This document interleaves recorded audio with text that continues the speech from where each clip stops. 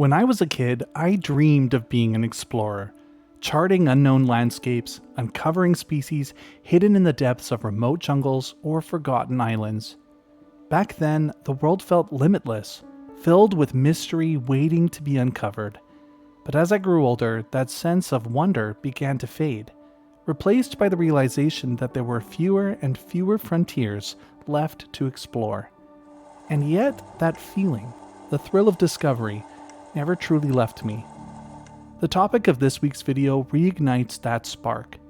It's a tale of fossils hinting at a species long thought lost, whispered accounts that suggested it might still exist, and the daring individuals who set out to uncover the truth.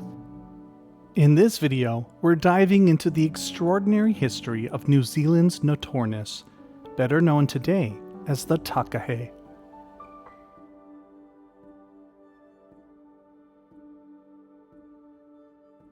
In 1847, an English New Zealander named Walter Mantell was near the town of Hawera on New Zealand's North Island looking for fossils.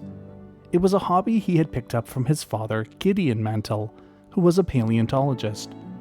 One day he came across some subfossils of a strange bird. The specimen was nearly complete, only missing a few vertebrae, a wing, and the upper part of one leg. What made it stand out was its proportions. It was clearly a rail, but it had small wings, indicating that it was flightless. It had an abnormally large beak, and it had long legs perfectly equipped for running. Walter had no idea what species it could be, so he sent the subfossils to his father Gideon. Gideon was even more excited about the find, but again, he couldn't say with certainty what species it was. So he sent them on to a renowned anatomist in the United Kingdom, Richard Owen. Owen couldn't find any other bird that matched the description of this subfossilized specimen, so he placed it in a new genus, Notornis, meaning southern bird, and he gave it the specific name Mantelli, in honor of Gideon and Walter Mantell. The reason Gideon Mantell was so excited to learn about this undescribed species of flightless bird was because, at the time, the discovery of other flightless birds from New Zealand, specifically the moas, was a popular topic among paleontologists. In 1849, Walter Mantell made another exciting discovery. He had a new post on New Zealand's South Island with the Office of Commissioner for Extinguishing Native Titles in the South Island. This meant that he had to travel between Maori settlements and attempt to convince them to sell their land to the British government, often for a price well below its actual value. While there, he continued to look for fossils, and in 1849 he found some bird subfossils that looked surprisingly familiar. In 1850, Gideon Mantell wrote a notice of discovery for the Journal of Zoology, detailing the second discovery.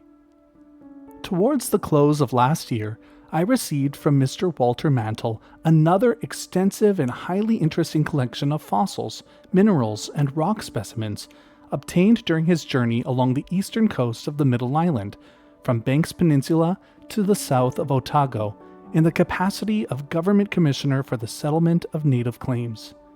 This series comprised also a fine suite of birds' bones, and among them were relics of the Notornis.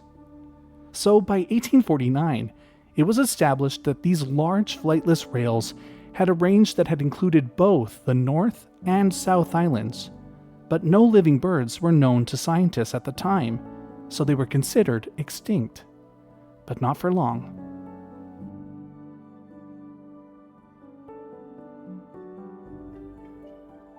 In the winter of 1849, some English sealers entered Dusky Sound in the southernmost part of the South Island.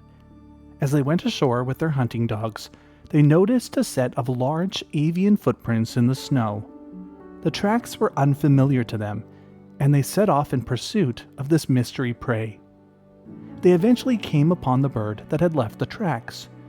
It was about the size of a chicken and had the most outstanding colors.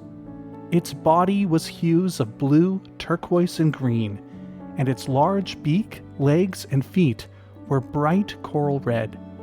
It couldn't fly away, But as it saw the hunters and their dogs coming, it took off running, and the dogs were sent in pursuit. What the hunters likely thought would be a quick chase was anything but. The bird may not have been able to fly, but it was incredibly fast on its feet. It evaded the dogs for a surprisingly long time as it ran through gullies and forests. Eventually, the dogs managed to corner it in one of the gullies, and the hunters grabbed it, still alive. It was said to let out loud screams as it fought and struggled violently. But the decision was made to keep it alive, as it was such a rare and interesting find.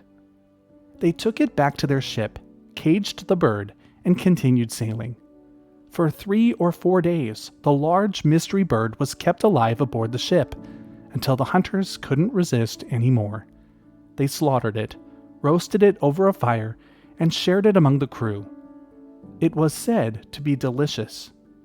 Thankfully, the hunters knew that specimens, even partial specimens, of rare animals were valued by naturalists, and the hunters saved the skin, legs, and the head of their colorful meal in order to get them to a naturalist the next time that they were in a European settlement. And it just so happened that the naturalist that they came in contact with next was none other than Walter Mantell. Upon receiving the bird, it didn't take long for Walter to figure out what species it likely was. His father Gideon later wrote, "My son was delighted by the discovery of a living example of one of the supposed extinct contemporaries of the moa. He wrote to me mentioning that the skull and beaks were alike in the recent and fossil specimens, and that the abbreviated and feeble development of the wings, both in their bones and plumage, were in perfect accordance with the indications afforded by the fossil humerus and sternum found by him at Waingongoro, and now in the British Museum, as pointed out by Professor Owen." After his exciting discovery, Walter Mantell wanted to know more.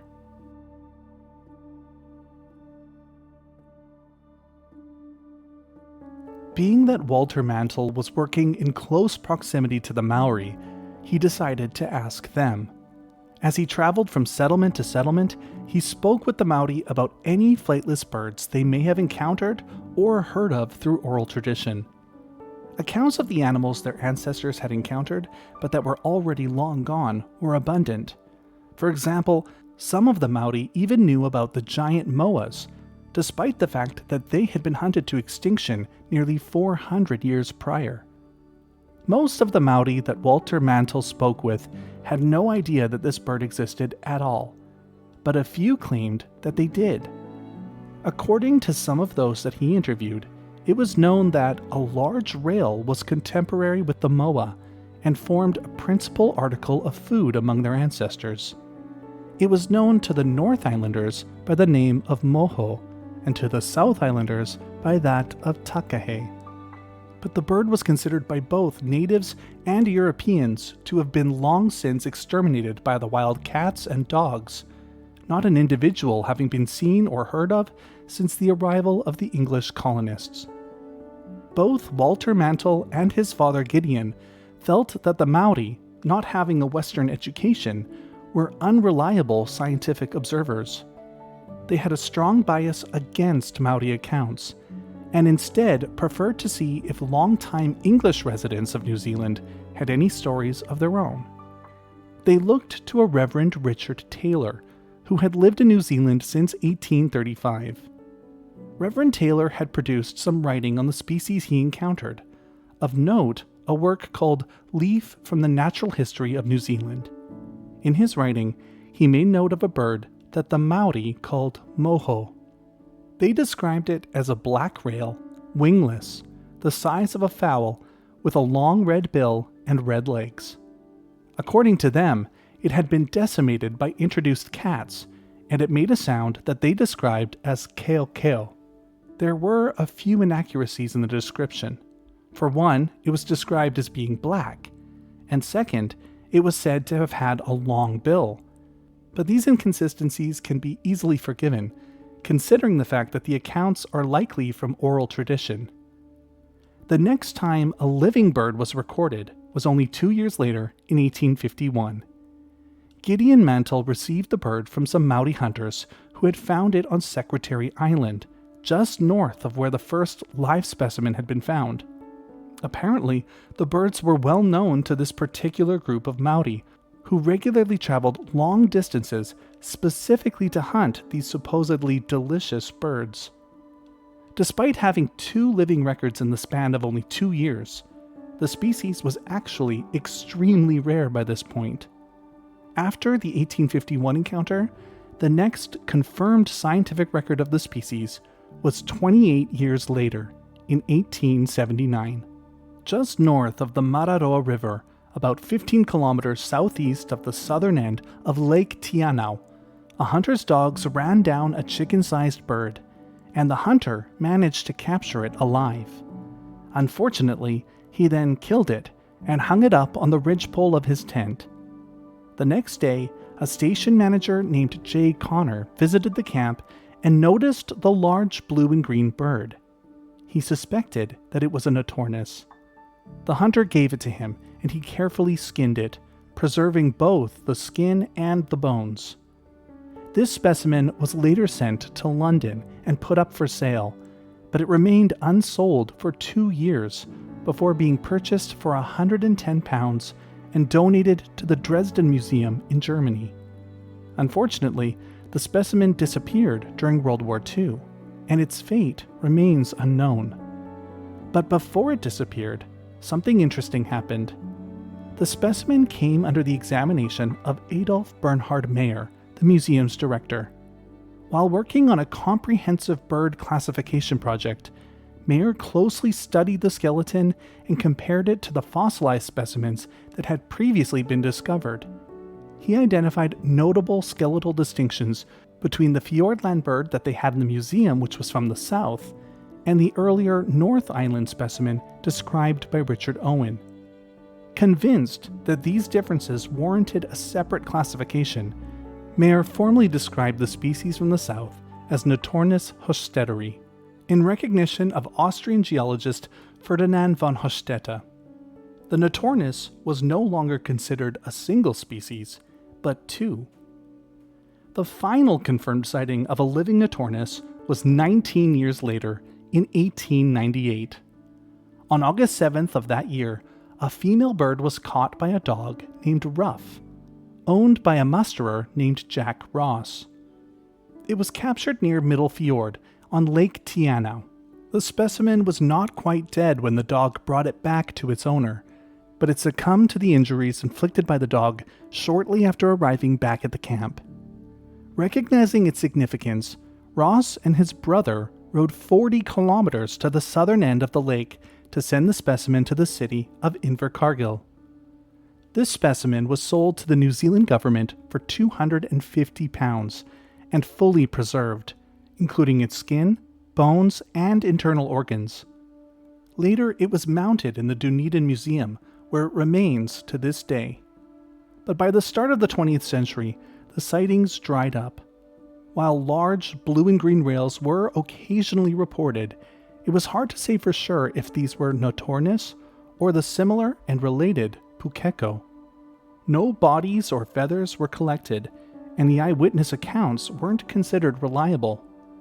Introduced mammalian predators like stoats, cats, and rats were spreading across the islands, putting all the native bird life at risk. Some thought that the Notornis might persist in the most remote parts of the relatively unexplored Fiordland regions of New Zealand's southwest, but it just didn't seem likely. Sadly, the species was assumed to have gone extinct.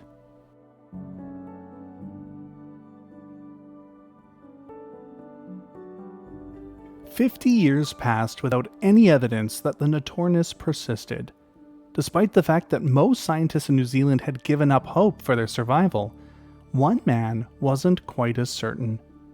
Dr. Geoffrey Orbell, an amateur naturalist, spent years studying the fragmented historical records of the Notornis, tracing the sporadic reports from Lake Tianau and Fiordland, the same reports that others had dismissed as misidentifications. Orbell was convinced that the bird could still persist somewhere in the untamed wilderness where few had gone to search. He thought that some of these reports might have some credit to them, in part because of the known ecology of the Notornis. While the Pukeko prefers lowland wetlands, the southern Notornis was thought to actually inhabit alpine grasslands. Some of the reported sightings were from areas that a Pukeko likely wouldn't inhabit. On top of this, the Pukeko is a relatively well-known bird in New Zealand. Why did the reports seem to come from people who were surprised by what they saw? The birds sighted were reportedly larger than a Pukeko, with some having green on their backs. And instead of flying away, as Pukeko are known to do, they only ran. The descriptions seemed to align with the lost Notornis, and this spurred Orbell on. Then, in April 1948, Orbell found his first real clue. He was deer hunting with some friends in Fiordland when he heard an unfamiliar bird call, one that neither he nor his companions could recognize. As they moved through the valley, he spotted something even more startling: tracks. The footprints were large, deep-set, and unmistakably avian, but they didn't match any bird that he knew of. They looked too big for a Pukeko, and their placement suggested that the bird had only been walking, rather than hopping or fluttering along. Orbell immediately thought of the large and flightless Notornis. The footprints were big and made by a walking bird.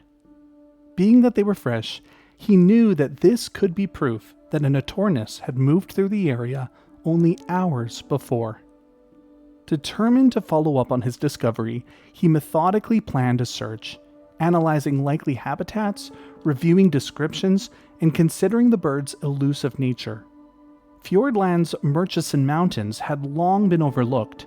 Their rugged, mist-shrouded peaks and steep, remote valleys created a landscape so inhospitable that few explorers had ever set foot there. If Notornis had survived, this was one place where Orbell thought it could be. He studied maps and took note of where sightings had historically clustered, including his own possible encounter. Then, in November 1948, he gathered a small team and made his way toward the Murchison Mountains. The group trekked for hours, climbing through dense beech forests and crossing uneven, boggy terrain. By then, the assumption of extinction had been firm for half a century. What were the chances that they, of all people, would be the ones to overturn it? Then, as they entered an alpine valley, they came across tracks in the snow. Footprints just like those Orbell had seen months earlier. This time, they followed them. It wasn't long until up ahead, they saw movement. A flash of deep blue-green plumage shifting through the tussock grass. The bird was large, unmistakably flightless, and moved with slow, deliberate steps, pecking at the grasses. It wasn't a Pukeko. Its size, shape, and color were wrong. Orbell couldn't believe his eyes.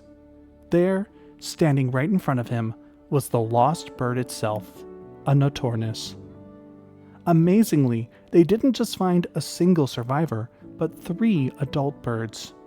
Here in this remote valley was a hidden population that had endured in isolation for decades. The Notornis had been rediscovered yet again.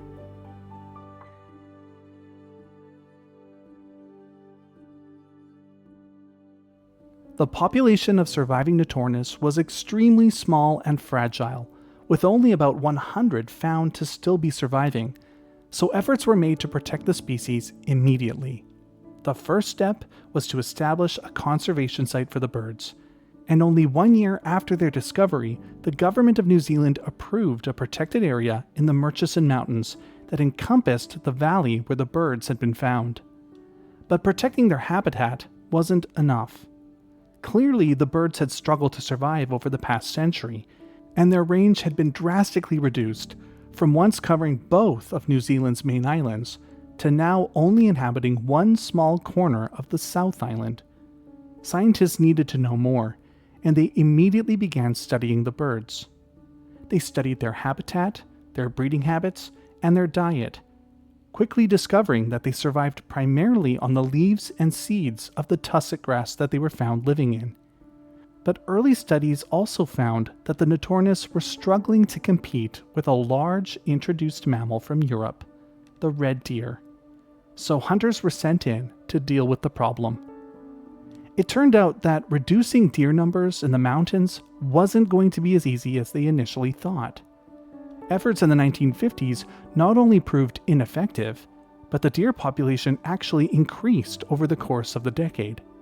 So in 1962, the culling intensified, but still the deer population remained stable. In the 1970s, hunters began to use helicopters to access the deers in areas that humans couldn't easily reach on foot. And by 1975, the red deer population had finally shrunk by 60%, and the Notornis population had managed to stabilize. As conservation efforts continued, a movement was beginning in New Zealand to use Maori names for native species instead of the names that English settlers had given them. It had been established in Walter Mantell's early records that the South Islanders had traditionally referred to the South Island Notornis species as the Takahē, and the name was gradually adopted. In the 1980s and 90s, efforts to increase the Takahē's numbers saw limited success. In the 80s, researchers began to remove eggs from Takahē nests in order to hatch them in captivity, rear them to a size that was less easily preyed on by stoats, and then release them back into the fiordland. But they seemed to be limited by the amount of suitable habitat, so translocations began. Takahē were captured and moved to small predator-free islands around New Zealand, including Maud Island, Mana Island, and Tiritiri Mantangi.